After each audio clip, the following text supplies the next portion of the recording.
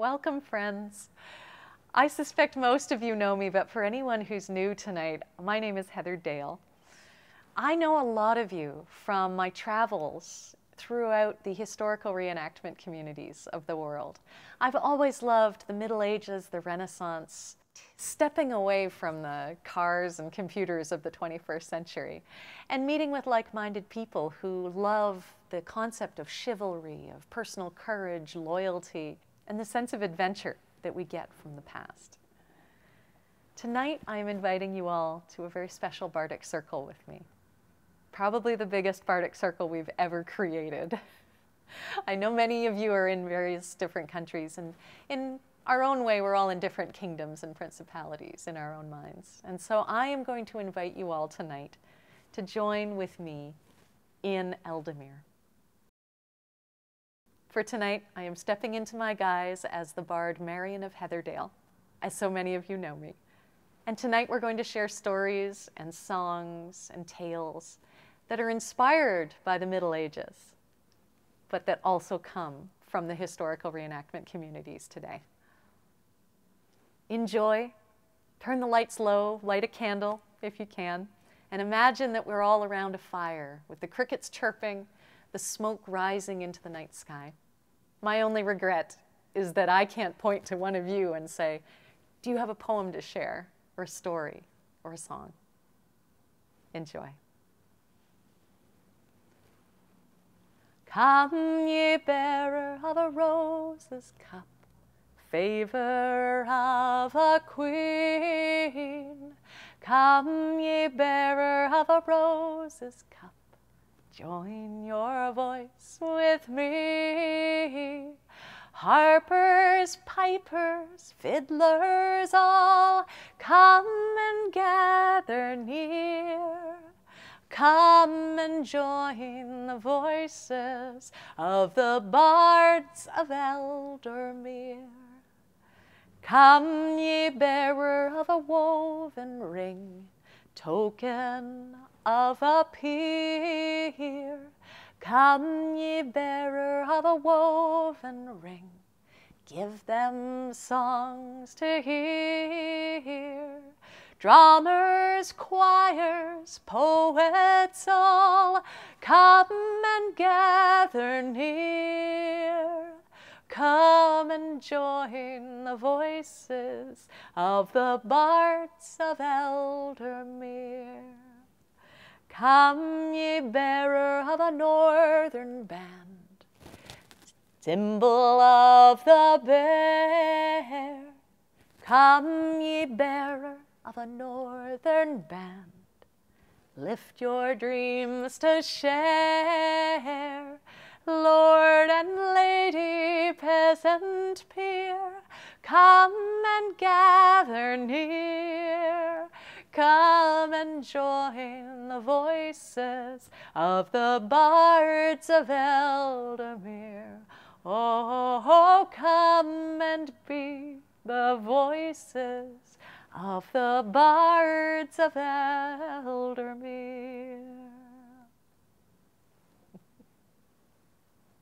Some of you will recognize some of the lyrics there. They inspired the names that I've been giving to the very first supporters that I have. For those of you who don't know, drop by heatherdale.com/supporters. It's a new project. It's a way for all of us to come together to create new art and to make sure it gets out into the world to all the people that need to know it. I have so many ideas of new art that I want to do, and people are choosing to come and join me and be inside that process. I talk to everybody every week through a video blog, find out what's going on in my life. And the various supporter levels are bard, harper, poet, and then as we go on, muse and legend, all things that inspire. And so if you're interested, please join me on that journey. There's so much interesting stuff that we can make together. Thank you. Here in Eldamir, as you'll find as you travel the current Middle Ages that we have in this day, if you travel from place to place, you will see knights in armor, men and women who love chivalry and who find the personal courage to step forth and to do their best in combat tests of bravery and loyalty. There are 3 things they do at the beginning of any tournament. The first time, they will bow to the king and queen. The second time, they will bow to whoever it is who watches that inspires them most. And finally, they always bow to each other before starting the bout. And here's why. Bow to the crown and bow to the throne. Bow to the one whose favor you own. Remember their eyes are watching the fray. Then bow to each other and fight as you may. Honor the crown and think on their duty, the champions of right and of all we should be. The greatest of burdens, the highest renown, the first ones to rise and the last to lie down. Bow to the crown and bow to the throne. Bow to the one whose favor you own. Remember their eyes are watching the fray. Then bow to each other and fight as you may. Honor the one whose favor you bear. Strive in their honor to ever be fair. Think on their faith when the battle's begun, and let them be proud of whatever you've won. Bow to the crown and bow to the throne. Bow to the one whose favor you own. Remember their eyes are watching the fray. Then bow to each other and fight as you may. Honor your foe. Keep your aim true. Remember they fight with the same heart as you. Trust in their judgment of all that you throw, for they are a part of that valor you show. Bow to the crown and bow to the throne, and bow to the one whose favor you own. Remember their eyes are watching the fray. Then bow to each other and fight as you may. Yes, bow to the crown, bow to the throne, and bow to the one whose favor you own. Remember their eyes are watching the fray. Then bow to each other and fight as you may. Well, then bow to each other and fight as you may. I don't know if it's possible, but I almost heard everybody singing along with that one. For those of you who don't know the medievalist communities, there are tens of thousands of people all over North America, Europe, Asia, who love the Middle Ages and the Renaissance. And rather than just reading about it in books, we try to recreate elements of it. We try the crafts. We get old recipes and try to find ways to make food the way they did. People brew beer and mead. They study sword fighting as a martial art. There's so many things that can inform us of what life was like 500, 600, 700 years ago. I have an odd place in the world in that in the modern day, I'm a singer-songwriter. I write about things that inspire me, people being generous to each other, being open-hearted, being open-minded. And yet, I often cloak the stories that I sing about in old terms. I might pick an old legend from King Arthur, from Greek mythology, and turn it into a story that really resonates about someone that I've just met, or a story that I've heard from the modern day that really demonstrates the best of what humanity has to offer. This is a perfect example. There are a lot of very large reenactment events where hundreds, sometimes even as many as 11,000 people get together, and we recreate a medieval village, and we live there for a week or two. And there are kings and queens. Some people have been selected to do that. There are barons and baronesses. There are people who wander and people who like to consider themselves peasantry, who work the land. Our kings and queens, at their best, are those who inspire us most. I followed my king to a war in a far southern land, where men said he should prove his throne. I stood with my king and was ready to strike the man down. But my king stood tall and reached out and took sword of his own. And as we departed, he said to me there, before warring and feud could begin, if I am afraid to be beaten, well then where is the pride when I win?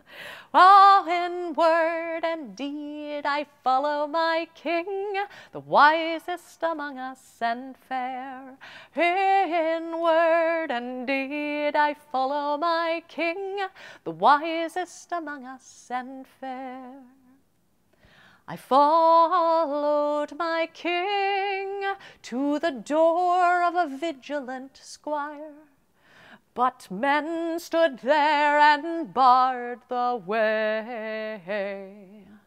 I stood with my king and was ready to strike them all down, but my king stood tall and reached out and shook hands at the gate. And as we departed, he said to me there, before warring and feud could begin, if I won't clasp hands with a neighbor, well then how could I ask it of him? In word and deed I follow my king, the wisest among us and fair. In word and deed I follow my king, the wisest among us and fair. I followed my king to his seat at the mead hall's high place, where the hungry sat in grim array. I stood with my king and I was ready to strike the cook down, but my king stood tall and reached out and he shouldered a tray. And as we departed, he said to me there, before warring and feud could begin, if I cannot serve in the kitchen, well then how could I serve them as king? In word and deed I follow my king, the wisest among us and fair. In word and deed I follow my king, the wisest among us and fair. Well, let's go to the far northern reaches of Scotland. Those of you who have been to the ragged places of the north know that the wind rules, that the stones have tails, and that the fae folk live. Many people think that the fairy folk are simply little creatures who flit around in the garden. Well, those of us who know the old Celtic ways, we know that is not true. The fair folk are powerful. They live in the other world, just one step away from us. They watch us with curiosity, sometimes with malice, and sometimes with benevolence. You never know the mood of a fae until they appear and show themselves. I'll tell you a tale of when time had no meaning, when legend and history walked hand in hand, when the swords of the mighty had bested the dragon, but the elven still walked in the land. The sun and the moon were fixed in the heavens, the whole world grew weary as summer stood still. A queen of great courage and the heart of a dragon set her throne above the elf hill. White Rose, queen of the summer, White Rose, the queen of the fall. White Rose, the new guard will follow.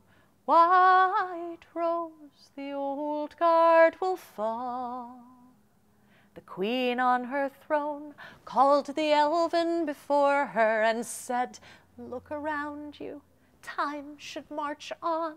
I ask you to bow and make history the victor, for the day of your legend is gone. Her people approached her to offer their blessings, and each brought red roses to lay at her feet. And then the elven came forward to lay their last flowers, white as that summer's defeat. White rose, queen of the summer, white rose, the queen of the fall. White rose, the new guard will follow. White rose, the old guard will fall. Now the cycles of time weave the world in their circles, and that flower-crowned queen is among us again. But the elves have their place in the verses of legend and not in our history of man. White rose, a queen of the summer. White rose, the queen of the fall. White rose, the new guard will follow. White rose, the old guard will fall. I wrote that song many years ago for a queen who served in Eldamere and in the Middle Kingdom, known as Queen Caitlin II. Queen Caitlin I, long before our beauteous queen, our flower-crowned maid, had returned in new form. Caitlin I had been a young woman in the early days of the medievalist movement, back in the days when vampires might show up at one of our events, or elven folk from the verses of Tolkien walked amongst people who were inspired by Italian or German or English history. Queen Caitlin, who often was known to wear vampire teeth herself, took the office of queen very seriously. She was outspoken and remains so. But that day, she made a hard decision. She chose to sit upon that throne and decree that elves and vampires and creatures of the supernatural should not be at our events. They existed elsewhere, and we were a historical society. And so she offered that should they come looking like humans, they should be welcomed. But that otherwise, perhaps it was not the place for them. It was a difficult thing to say.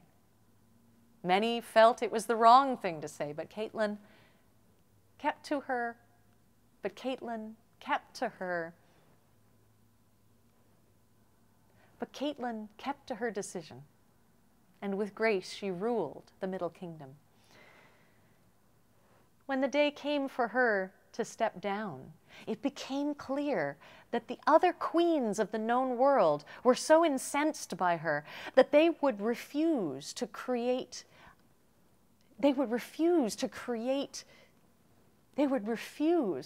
induct her into the Order of the Rose, a term of great respect for anyone who had reigned as queen. Many found that to be a great injustice, and so that day, as Queen Caitlin reigned for the last moments, people came throughout the day with red roses to silently place them at her feet, to show her that though she was being spurned, that many appreciated what she had done to shape the world to come. And it is said, though I was not there, that many humans who looked surprisingly like vampires and elves of old, but now were in fully human guise, many of them brought roses as well to honor Queen Caitlin, but they were white as the summer's defeat. This is how legends are made. Some legends, though, come to us as a warning.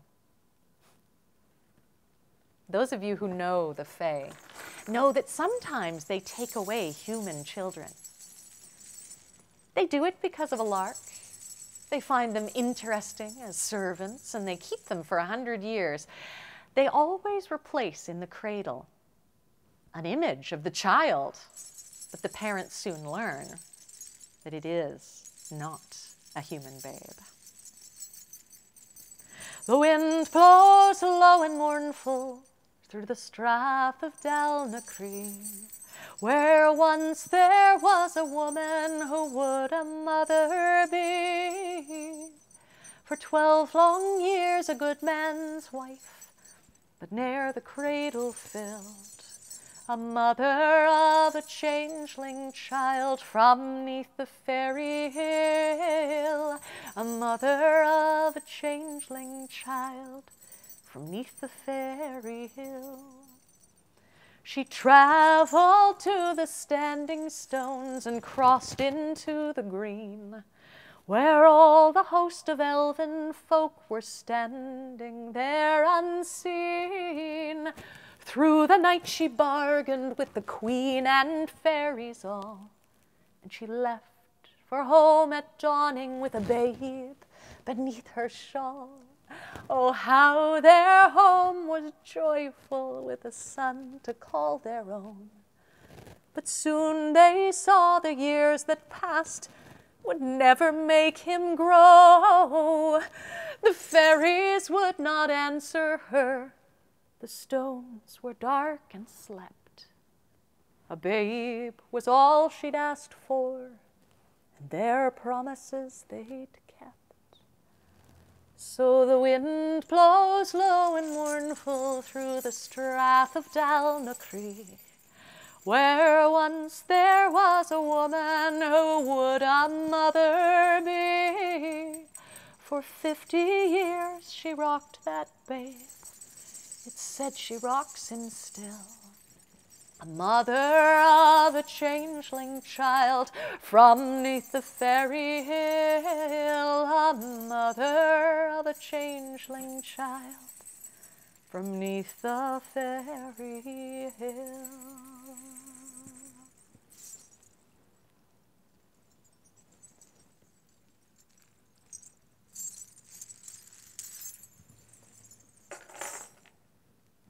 Let's go to King Arthur.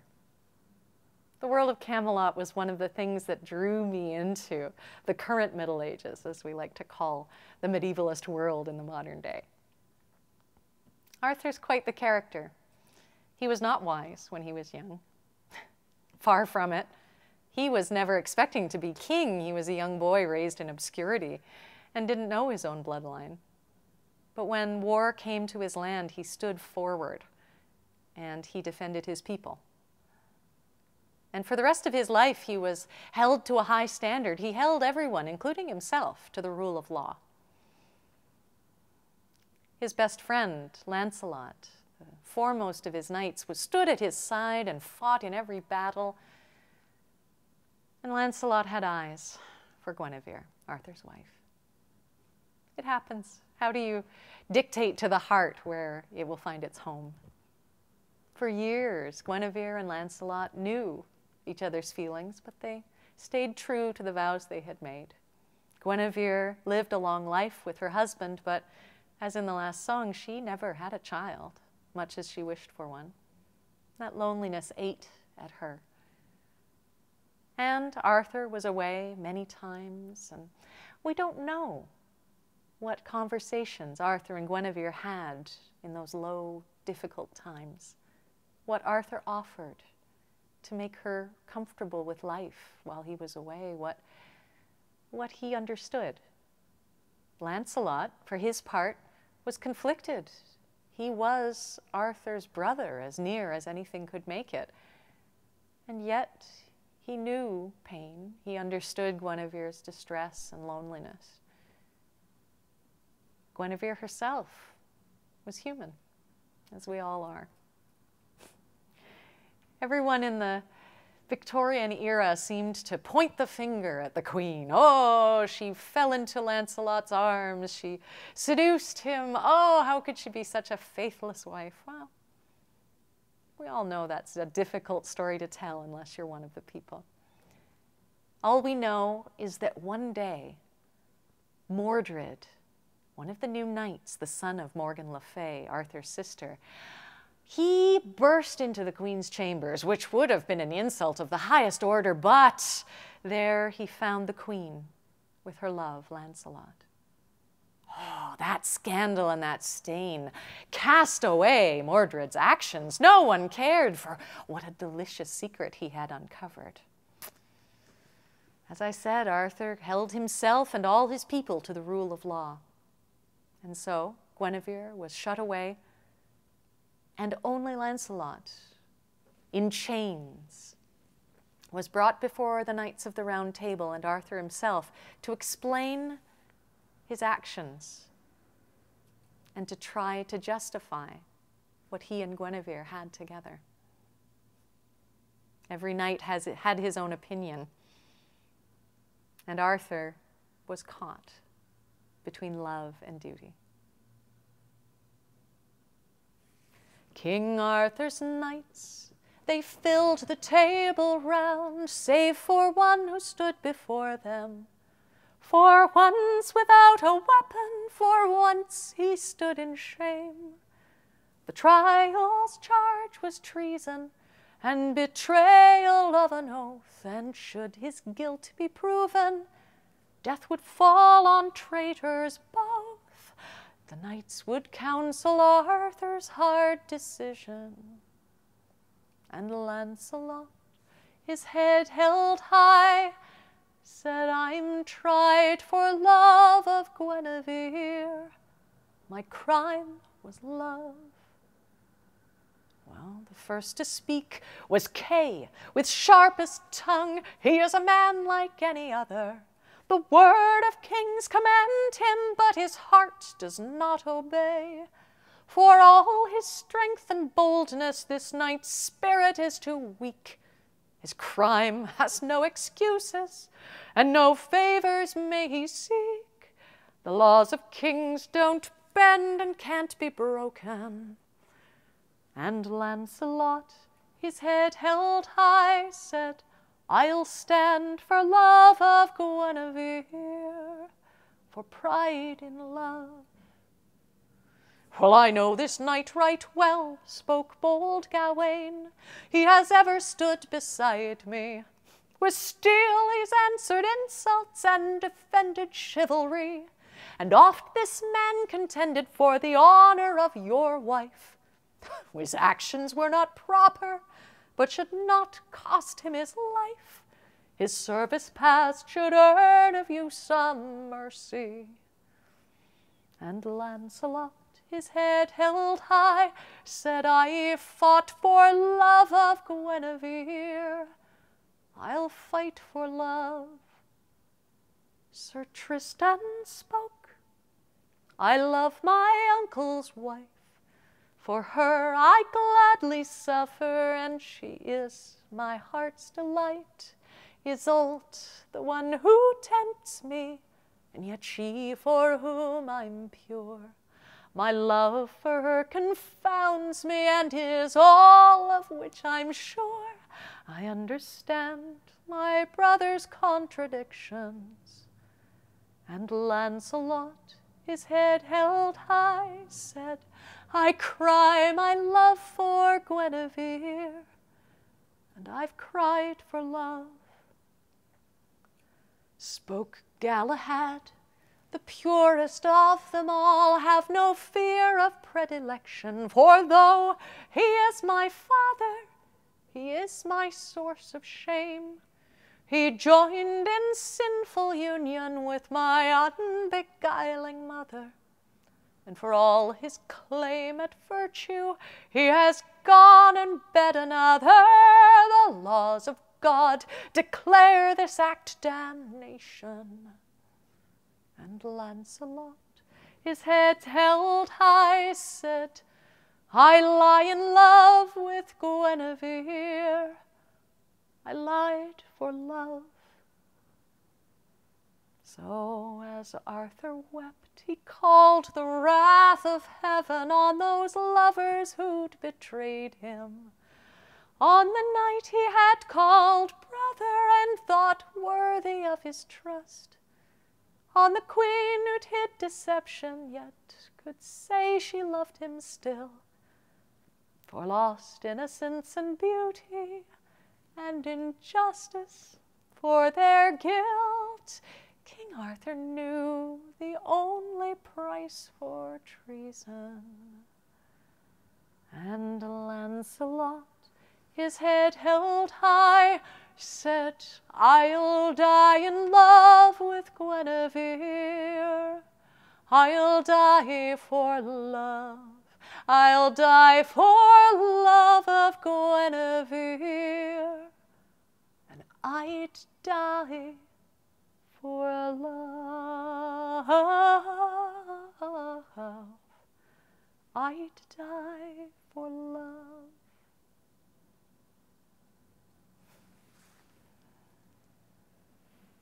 One of the joys of the Bardic arts is that they are stories that are alive and living, whether they're told through poetry or group singing or one voice singing out into the firelit dark. I always love getting an opportunity to hear other people's songs as I travel. For 10 years, Ben and I were traveling the paths of the known world, visiting with so many medievalists around the world.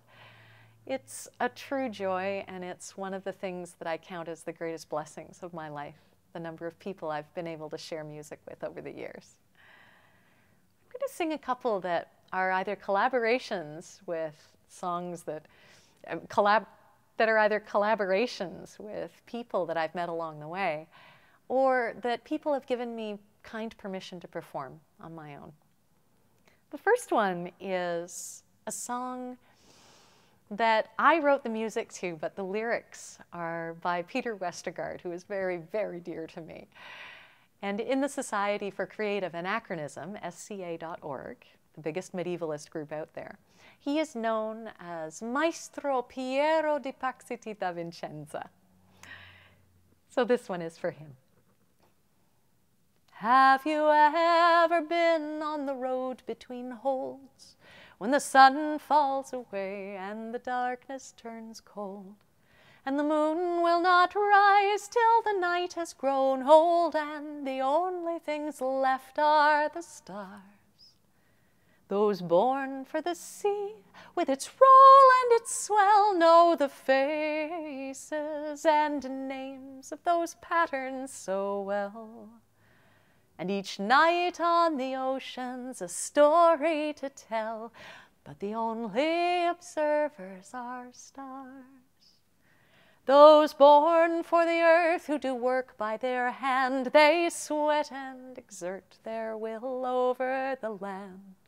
When their labor is done, their fatigue does demand that they rest while the moon courts the stars. Those born for the air, those who rule up above, with a kingdom forever held fast by their love. With all they can do, it will ne'er be enough to reach the impossible stars.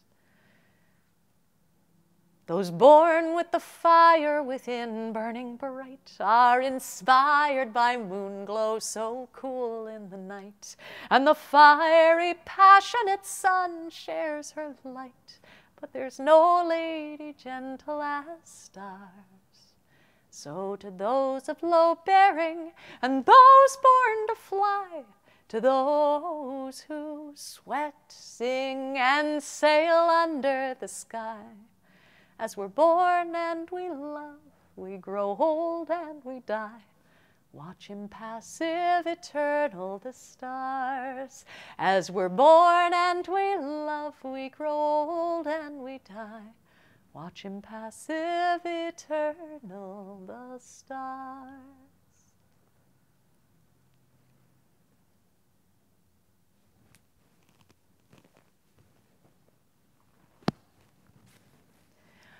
One of the songs that is so near and dear to my heart was written by a bard who I found incredibly inspiring 25 years ago when I started to join in with medievalist events. It's a wonderful, wonderful storyteller, poet, and singer by the name of Master Hector of the Black Height. Master Hector has moved to distant lands, and I rarely get to see him. It's always a joy when I can. But he wrote so many songs that fired up a feast hall, and everyone would be singing and pounding their knives upon the table and singing with one voice and one pride for the kingdom, the community that we founded here in the north. This one is almost known as our national anthem, as it were, for our kingdom. It's known as Rise. The northern forests gave us birth. The north wind said, be free. The lone wolf slope across the hills foreshadowed victory. And where once a prince commanded us, his sons our kings shall be. When above their brows a golden crown shall rise. Rise, rise, oh rise, with the northern sun to warm us and the North Star as our guide, with the wind song in my bowstring and a stout blade by my side, with our children as our future and our legends as our pride, we shall stand, we shall conquer, we shall rise. The inland seas sustained the people as it glade and glen. The crystal rivers slaked the thirst of those first here, and then came a hunger for our destiny. The feast begins again when above our king the scarlet banners rise. Rise, rise, oh rise, with the northern sun to warm us and the North Star as our guide, with the wind song in my bowstring and a stout blade by my side, with our children as our future and our legends as our pride, we shall stand, oh we shall conquer, we shall rise. There was a time when southern folk our noble name did fear. Those dismal days of silence past, our destiny is here. Let us shake the hills in glory for the crown and Eldermere. Form the shield wall, bend the bowstring, we arise. Rise, rise, oh rise, with the northern sun to warm us and the North Star as our guide, with the wind song in my bowstring and a stout blade by my side, with our children as our future and our legends as our pride. Oh, we shall stand, oh, we shall conquer, we shall rise. Hear now the word of northern folk in hall and keep and field. We are the Northland's treasure, we the sword, the bow, the shield. We the lifeblood, we the sinew, we the heart that shall not yield. For as long as one still stands, the North shall rise.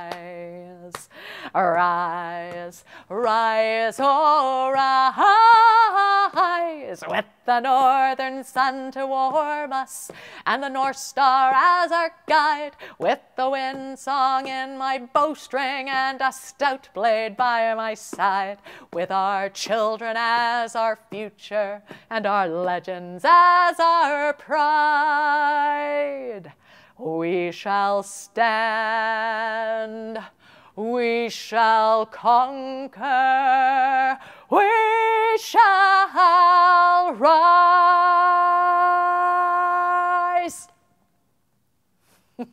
I hope you were singing along with that one. Hooray to Master Hector. The friendships we form when we all come together in whatever community we're part of, whether that's science fiction fandom or comic books or history people or ballet people or families growing up together in the same school system or neighborhood, whatever brings us together, it's the friendships that are forged, the relationships that are most precious. They really are so much more important at the end of the day than anything else that we might acquire, that we might have cares or worries about. life is short. And so every day that we spend making life better, or, more rich for other people is time well spent. One of my dearest friendships is with a woman who is also a marvelous songwriter in her own right. She's a wonderful performer. Her name within the medievalist communities is Emmerich Eiden, but her name in modern life is Emily Holbert. And she has been very kind in letting me perform a number of her songs over the years, and this is a real favorite. The Scottish fairy folk who live on the rocky coasts of the Hebrides and the Orkneys are very special and very different from the other fae. They are known as Selkies. A Selkie wears a sealskin during the day and swims about enjoying frolic in the waves. At night, though, should they decide, they can creep out on shore, stand tall and remove this beautiful sealskin, lay it aside, and then walk on shore very much like you or I. They are handsome, well-built, beautiful, graceful. And sometimes they wish for an opportunity to meet the fisher folk on shore. They might join in a ceilidh dance with the fiddles flying and their gray hair spinning around them as they join in with the songs and the dance. It's well known that male Selkies, should they come ashore, only have enough magic to stay in human form until midnight. If they do not have their sealskin back on and they are in the ocean, that's the end of them. It's not much of a life if you wish to marry and make a girl happy on shore. And so if, as in this tale by Emily Holbert, a male Selkie falls in love and wishes to be a good husband, he and his girl have to get creative. Once a fair and handsome seal lord lay his foot upon the sand for to woo the fisher's daughter and to claim her marriage hand. I have come in from the ocean, I have come in from the sea, and I'll not go to the waves, love, lest ye come along with me. Lord, long have I loved you, as a Selkie on the foam. I would gladly go and wed ye, and be lady of your home. But I cannot go into the ocean, I cannot go into the sea. I would drown beneath the waves, love, if I went along with ye. Lady, long have I loved you, I would have you for my wife. I will stay upon your shoreland, though it robs me of my life. I will stay one night beside you, never go back to the sea. I will stay and be thy husband, though it be the death of me. La da da da da da da da da da da da da. This is you. La da da da da da da da da da da da da da da da da da da da. La da da da da da da da da da da da da da dun da da da dun da. Lord, I will not go and wed thee just to watch my lover die, since I'll not be left a widow. I have a plan for us to try. Let us speak to my grandmother, who's ever dwelt beside the sea. She may know some trick or treasure, that I may wed my fair Selkie. So they've gone to her grandmother's little cottage by the sea to inquire how a maiden might be wed to a Selkie. For the Selkie's watery kingdom would surely rob her of her breath. But to stay on land past midnight, that would surely be his death. Oh, I don't know how to save you. You may never live on shore. For you're kind to live till dawning, well, it's never been seen before. But my mother had a seal coat that she buried 'neath a tree, and she told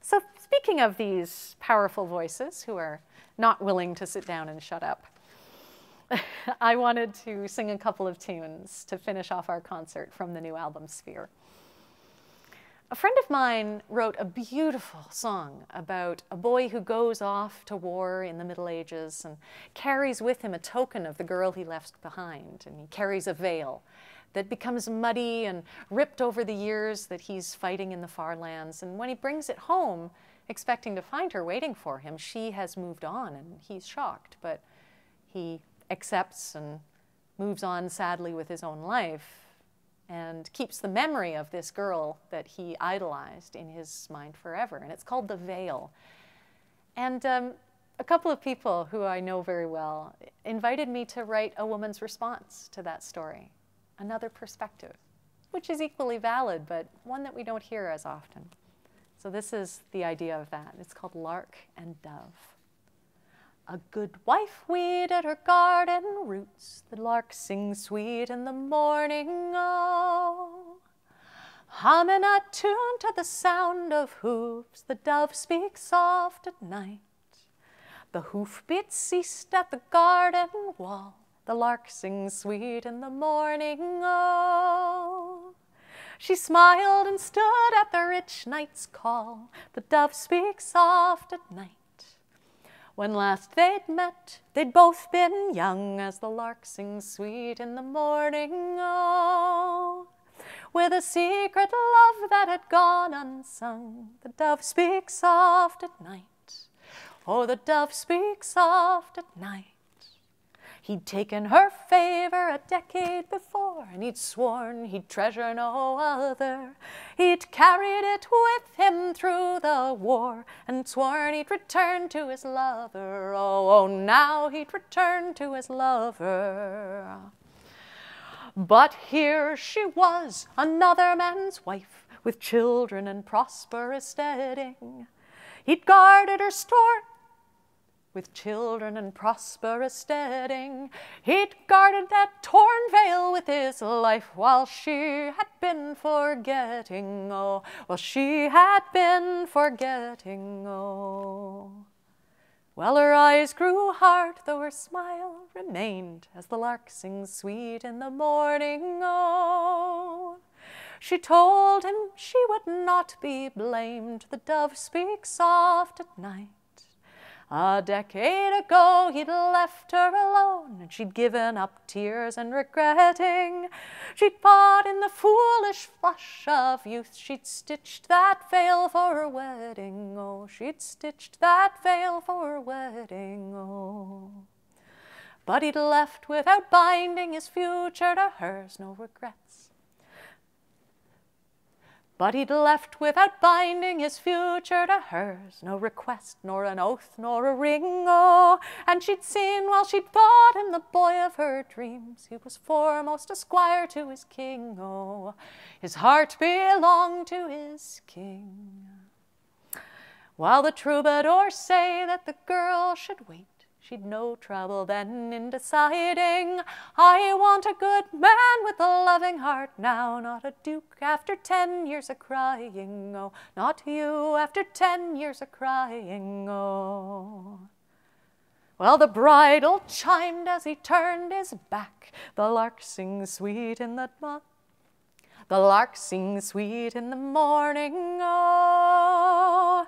With the veil in the mud of the farmhouse track, the dove speaks soft at night. Oh, the dove speaks soft at night. Well, a good wife hums in her garden rose, the lark sings sweet in the morning, oh. With the silk tied high to scare the crows, the dove speaks soft at night. Oh, the lark sings sweet in the morning, oh. And the dove speaks soft at night. Oh, the lark sings sweet in the morning, oh. And the dove speaks soft at night. I'm going to finish with another song from Sphere. Again, I hope you get a chance to go and have a listen to it. It's up on heatherdale.com already. And I hope to see a number of you at the May 4th show. It's going to be a spectacular night. I don't get a chance to tour nearly as much as I used to, and I miss everyone. And so I'm looking forward to seeing some of the friendly faces that I know, and to hopefully down the road being able to share this show and this album with the rest of you around the world. This is one of the first songs that I wrote for the album. I wrote it in Arizona, of all places. Ben and I were on tour, and we're staying with a pair of medievalists who are very near and dear to us, Jonathan and Elora. And we had promised to write a new song inspired by chivalry, which is the code of knighthood, and all of the things that you do to defend the weak and to stay true to your vows and your ethics and all of these things that actually serve us pretty well if we stick to them in the modern day, even though most modern places don't seem to value them as much. And so this one I'm going to finish with, and it's called Carried by Honor. And as you pick up the chorus, I hope you'll sing along with me. It's been a real delight being able to share a bardic circle with you, spread out across the known world. And I hope we get a chance to do this again. When I was a child, I thought about nothing but valor and glory and victory's height. I started with little and built from it something I thought I would need when my time came to fight. I forged my sword from the steel of my kingdom. I fashioned my shield from the love of my kin. I'm carried by honor and dreams of a future made real with each battle I win. Made real with each battle I win.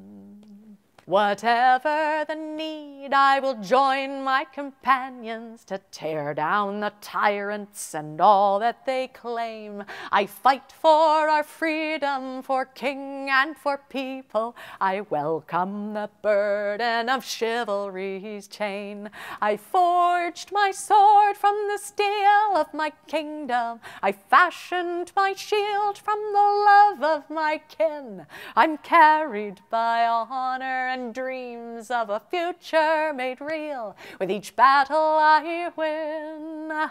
Made real with each battle I win. A lifetime of service I willingly offer, the work of my hands and the words of my heart. I believe in a world where the weak are defended by all the sworn masters of chivalry's art. I forged my sword from the steel of my kingdom. I fashioned my shield from the love of my kin. I'm carried by honor and dreams of a future made real with each battle I win. Made real with each battle I win. Everybody, we forged our swords from the steel of our kingdoms, fashioned our shields from the love of our kin. We're carried by honor and dreams of a future made real with each battle we win. Made real with each battle we win. A rousing note to finish with. I hope you all have a wonderful, wonderful rest of the day, and take the joy that this music has hopefully instilled in you and spread it far and wide. Make other people smile with it. Thank you so much. You certainly made me smile tonight. And I look forward to seeing you the next time we do one of these concerts. Don't forget to drop by heatherdale.com to check out music. Send new people over who may need a little pick-me-up or some new Celtic music in their life. And always remember that your voice is worth listening to. Thank you, and good night.